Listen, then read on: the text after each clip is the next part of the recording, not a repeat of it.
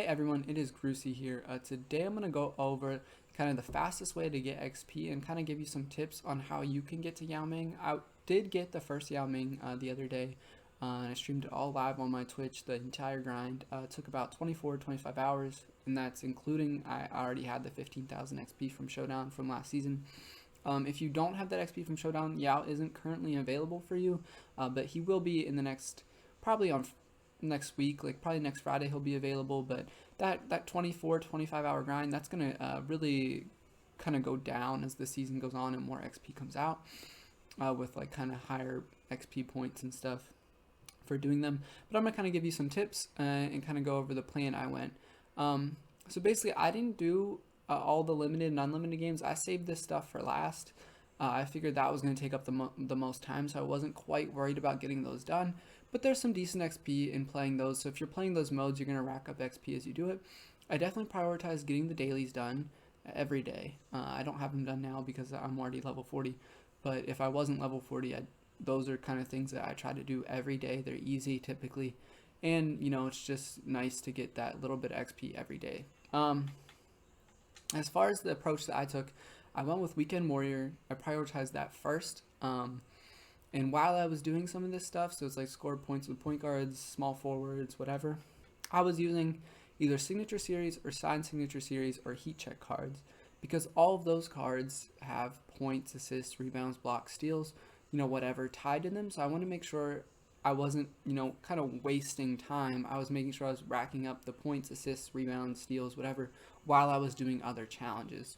Another example of that is like in this tip-off, there's 7 3-pointers in a TTO game, 20 points in the paint in a triple threat game, 50 points with an amethyst, blocks with the center, things like that, 10 assists with a point guard. I was making sure I was doing that all with the players that needed other XP. So like 10 blocks with the center, you know, I could combo that with Signed Signature Series Diamond 15 blocks. The two diamonds in this are Andre Bargnani and Serge Ibaka. So you grab Andre Bargnani for like 6k or Serge for like 15k or something, knock out their blocks, and you're also getting those 10 blocks with the center. And then you're also working on these 20 blocks. So basically you want to kind of combo all this stuff together if you can. If you have original owner stuff, that's going to help, that, you know, help bring it up. If you get an Opal, which I was lucky enough to pull, signed KD, and then I also pulled signed Kyrie for this, and I locked in Antoine Jameson. So that stuff helps. If you're not worried about getting Yao in the next like week or two, don't worry about that stuff. It's not really worth it. Don't go buy an Opal just to do the XP. It's not really worth your MT you're spending. Or don't lock in Jameson just for the XP. I did as I was racing for first, but I don't necessarily recommend that. I think just wait a couple days, you'll get the XP. Tuesday there's going to be more XP that'll be cheaper to get.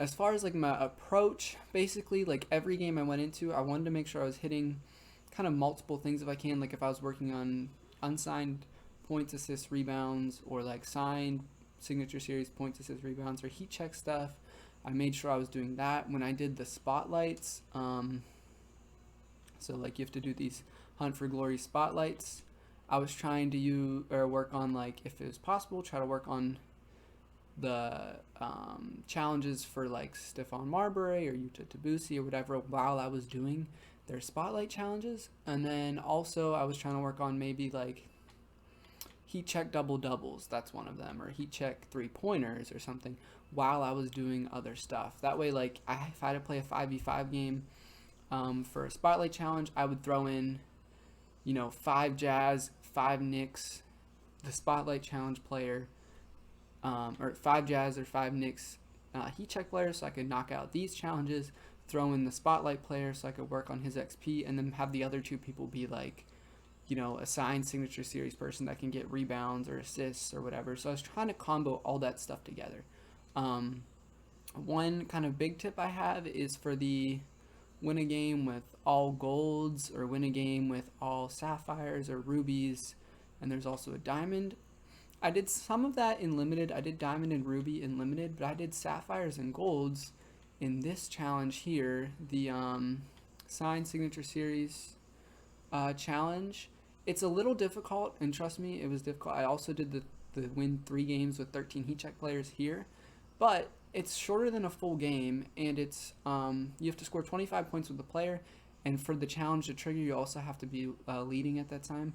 So if you have a good heat check guy, or you're good shooting threes or getting layups or something with a gold or a sapphire, try doing it in this challenge. It'll help save time, and there was also XP for completing this challenge once, and you get that pack. So I mean, that's something you can think about. You could also maybe try doing it in this limited warm-up challenge or the daily pickup, but those are full games, and whereas this one, once you score 25 points with a player, it's done. So like for the 13 heat check players, there's this XP is in the heat check. There's win 3 games with 13 heat check players. Maybe it's in the tip off.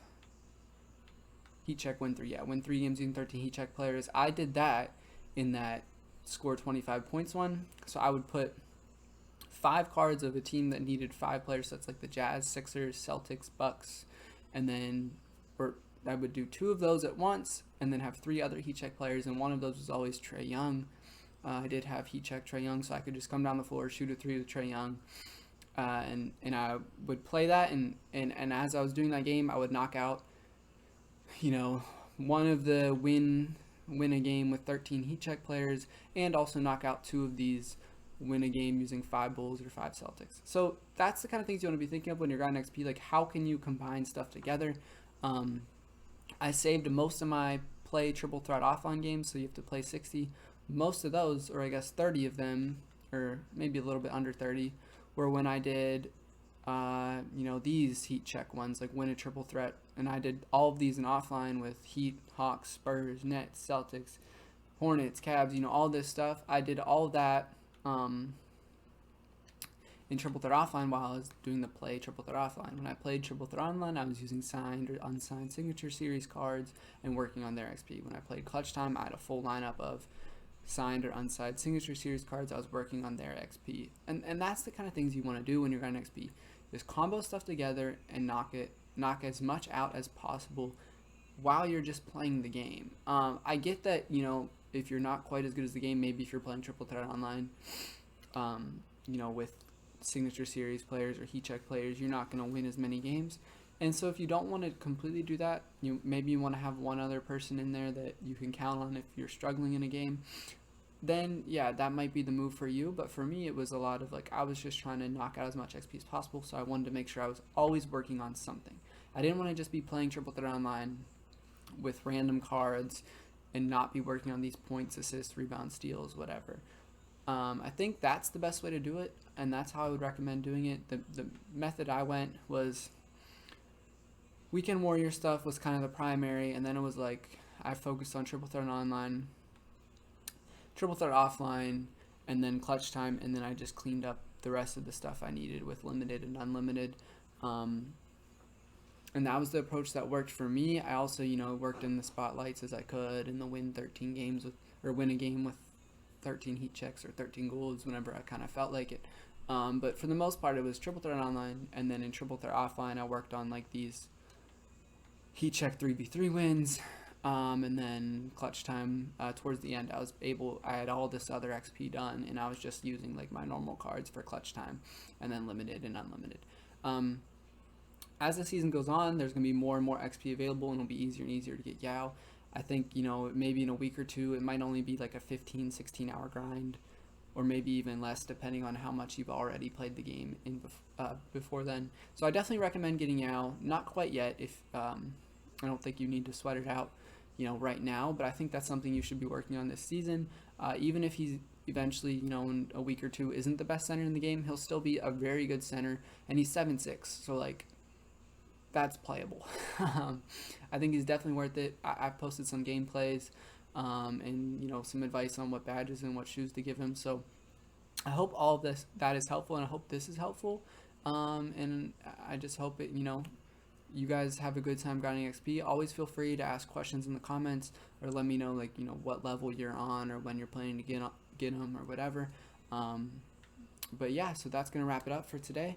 I hope y'all enjoyed the video, and I'll see y'all soon.